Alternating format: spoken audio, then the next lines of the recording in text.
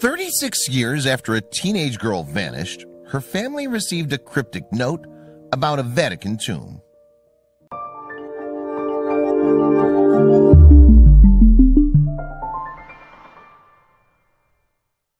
For the first time in nearly 40 years, the family of missing teenager Emanuela Orlandi seemed to have a promising lead.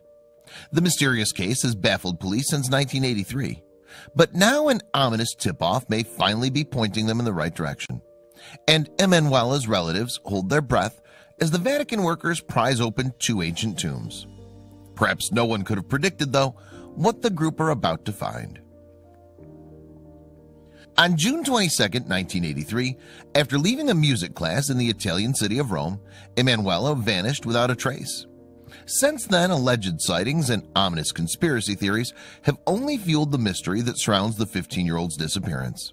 But despite intense media coverage and tireless efforts from Emanuela's family, no leads have ever provided a breakthrough. Until now, it appears. In the summer of 2018, you see, the Orlandi family received an anonymous message that seemed to hint at Emanuela's whereabouts. The cryptic clue, which reportedly instructed the recipients to look where the angel is pointing, sounded like something from a Dan Brown novel. And ultimately, the tip-off would lead investigators to the heart of a Vatican City cemetery. But would it hold the key to the mystery? Going back to the beginning of the story, Emanuela entered the world in 1968 to parents Maria and Ercole Orlandi. Along with only a handful of other Italian citizens, the girl and her four siblings had the privilege of growing up within the walls of Vatican City. According to some reports, you see, Emanuela's father was an employee in the Pope's household, although other sources suggest that he worked for the state bank. In any case, the Orlandi family enjoyed the benefits that life inside Vatican City afforded them.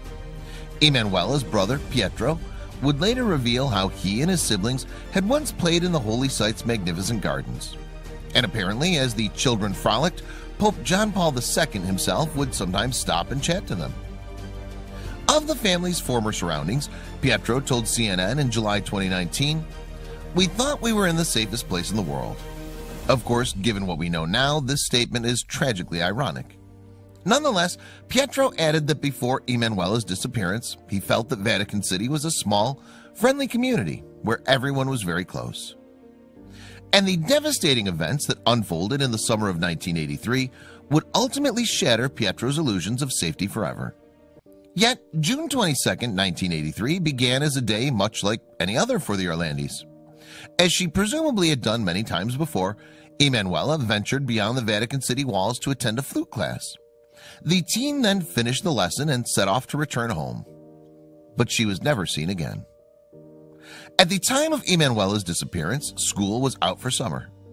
Even so, the teenager had continued going to her flute lessons at the Tommaso Ludovico de Victoria School a few times a week.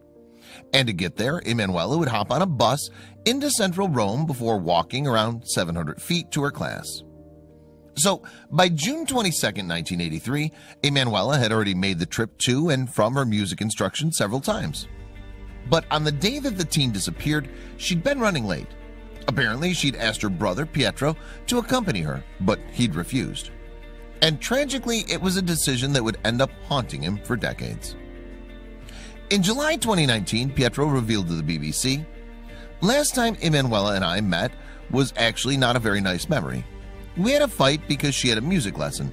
It was really hot, and I refused to go with her because I had something else going on. So she slammed the door and left.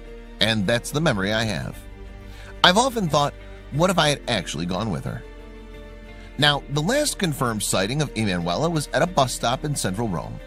After this, the teenager seemingly vanished off the face of the earth. But of course, the mysterious disappearance has loomed large on the Italian consciousness ever since. And as a result, the strange case has given rise to conspiracy theories that have implicated secret criminal organizations, and even, unusually, the Vatican itself. But along with these various hypotheses, there have also been alleged sightings connected to the case. For example, one individual claimed to have seen a girl matching Emanuela's description entering a green BMW on the evening that she went missing. Supposedly, the vehicle in question had been close to the music instruction that the 15-year-old had attended. Sadly, though, this lead proved to be fruitless. Then, in the days following Emanuela's disappearance, further sightings were apparently made of the girl. One such report, for instance, came in the form of a phone call from a 16-year-old going by the name of Pierluigi. And the youngster claimed to have met the missing teenager in Rome's famous Piazza Novana 3 days after she'd gone missing. Interestingly, Pierluigi noted that the individual whom he'd allegedly seen had been carrying a flute and wearing glasses, which she apparently disliked. He claimed, however, that this person had introduced herself to him and his fiancée as Barbarella. In addition, Pierluigi reported that the girl had been selling cosmetics and had said she'd left home. Strangely, a man who called himself Mario claimed to have had a similar encounter. He reportedly told the Orlandi family that a girl named Barbara had visited his bar 6 days after Emanuela's disappearance. And on that occasion, she had allegedly told him that she was a runaway, although she intended to return to see her sister get married. Mario also said that his venue was located between the missing teen's music class and her home in Vatican City. Meanwhile, one of the earliest conspiracy theories came about just days after Emanuela had disappeared. According to her parents, an unidentified individual contacted them and promised to return their daughter. The only catch? Mehmet Ali Agca, who was incarcerated at the time for a 1981 assassination attempt on Pope John Paul II, had to be released. But once again, this apparent clue ended up mounting to nothing. The plot thickened, however, when Agca later told Italian broadcaster RAI that Emanuela was still alive. Bizarrely, the assassin alleged that the missing teen was safe and living in a convent, although he denied knowing her exact whereabouts. But ultimately, investigators found no evidence to support his claims, and the mystery was about to become darker still. In 2005, you see, an even more unsettling theory about what had happened to Emanuela gained traction. Apparently, an unknown individual made a tip-off to an Italian detective, claiming that the missing teen had been abducted at the request of Cardinal Ugo Poletti. Poletti had been the vicar general of Rome at the time of Emanuela's disappearance, and the anonymous informant gave the police an ominous clue. They said the secret to the mystery lies in a tomb in San Apollinare Basilica, and specifically in the grave of Enrico Renatino de Pettis. The prominent gangster had been shot dead in 1990, and his body had been interred in the basilica, which is close to Emanuela's music lesson location, before 1997. The de Pettis theory seemed to look even more likely when a new development emerged in 2008. This time, the mobster's mistress sensationally claimed that he'd been actively participating in Emanuela's abduction. She alleged, too, that the missing girl's remains had been buried beneath a house in the periphery of Rome. But despite detectives following the lead provided by de Pettis' mistress, they once again found nothing. In fact, they discovered that the concrete foundations of the building in question had actually been set prior to the teen vanishing. And unfortunately, a 2012 search of de Pettis' crypt yielded no further clues either. Another disturbing twist in the case came that same year, when attention turned to the Vatican itself. You see, top Catholic exorcist Gabriel Amorth alleged that a Roman teen who'd vanished in 1983 had been abducted into a sex party network and subsequently killed. Even more disturbingly, Amorth suggested that foreign diplomats and Vatican authorities had been involved. Consequently, then, he told Italy's La Stampa newspaper that the investigation should be carried out inside the Vatican and not outside. But once again, these allegations ultimately came to no avail, and as a result, Emanuela's family were left without answers for nearly 4 decades. Until the case took another shocking turn in 2019. Today, Emanuela's mother, Maria, is still a resident of the Holy City, but Pietro has come to view the Vatican with suspicion. After having led a 36-year campaign to find Emanuela, he's accused Vatican officials of not being transparent during the investigation. In fact, Pietro told CNN in July 2019, "The Vatican has never collaborated with the investigators or with us family members. They've always denied the possibility that there may be responsibilities within the Vatican, and have always said that they gave everything they had and hid nothing." And while CNN put these comments to the Vatican at the time, no response was given. Apparently, Pietro had become convinced that the Vatican knows something about Emanuela's disappearance after he met Pope Francis in 2013. He explained to CNN that Francis had told him, "Emanuela is in heaven."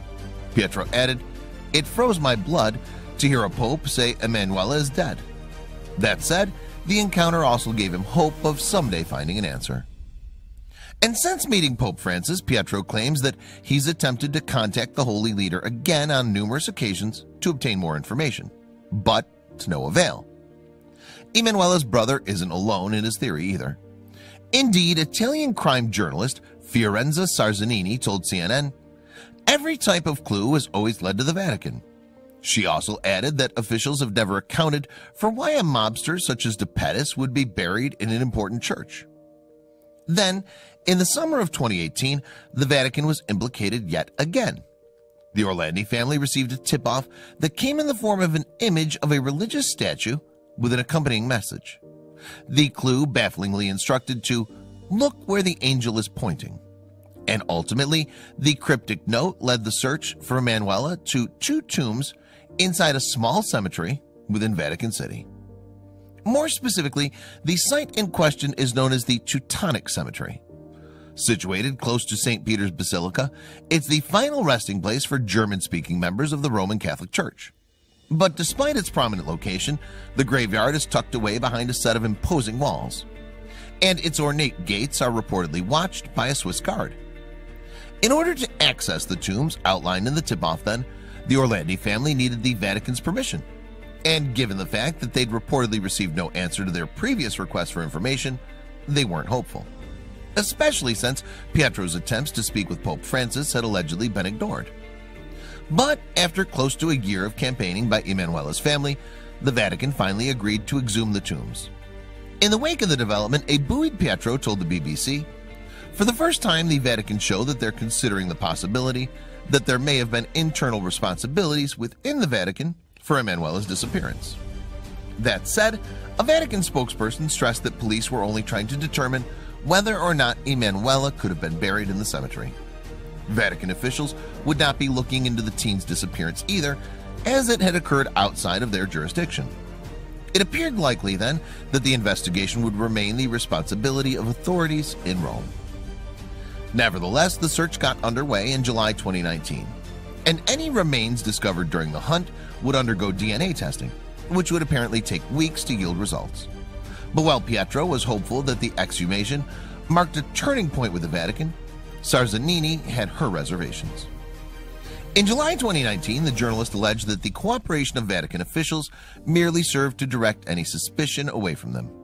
She told CNN, "I fear that the Vatican has decided to open the tombs because they know there's nothing inside. And this will definitely put an end to the claims of the Orlandi family." In any case, the Orlandis were permitted to oversee the exhumation of the tombs, along with the relatives of their believed occupants. But ahead of the search, Pietro was forced to consider what would happen if Emanuela's remains were indeed found. After all, he'd never lost hope of finding his sister alive. Contemplating the possibility that the exhumation would solve at least one part of the mystery, Pietro told the BBC, "It would be anguishing for my mother. She still lives inside the Vatican, less than 1,000 feet from that cemetery. To think that she'd been so close to my sister for so long without knowing it, it makes me feel horrible." Pietro added, "In fact, I actually hope that Emanuela is not there." As it turns out, she wasn't. In fact, the Teutonic Cemetery tombs were found to be entirely empty. That's right. In a bizarre twist, the crypts didn't even contain the remains of the 2 princesses who were believed to have been buried there. Yes, unbelievably, the remains of German nobles, Princess Sophie von Hohenlohe and Princess Charlotte Friederike of Mecklenburg, were nowhere to be found. Both had roots in the Danish royal family and had died in 1836 and 1840, respectively. But search teams did uncover 2 ossuaries, which are small chambers used to bury the dead. And interestingly, these were discovered beneath a trapdoor in a building next to the Teutonic Cemetery. But the story doesn't end there, as the ossuaries did indeed contain human remains. Yet while scientists can date bones in a matter of hours, DNA identification is a lengthier process. Still, Alessandro Gassotti, a Vatican spokesman, assured Vatican News that forensic tests were being carried out, according to international protocols. Although he declined to speculate on how long this would take. And while it's not known for sure why the tombs of the two princesses were found empty, at least one explanation has been put forward. In particular, the Vatican has speculated that the crypt's remains may have been relocated during site work in the 1960s and 1970s. But while the mystery of the bones is certainly intriguing, Emanuela's family are still in limbo. After all, they appear no closer to finding out what happened to their loved one. Yet Pietro refuses to give up hope that Emanuela may one day be found alive. He told the BBC, "She and I had a very close relationship. We both liked music. She was trying to teach me a Chopin piece. We only got through 2 pages and then she went missing. I hope one day she comes back to teach me the rest."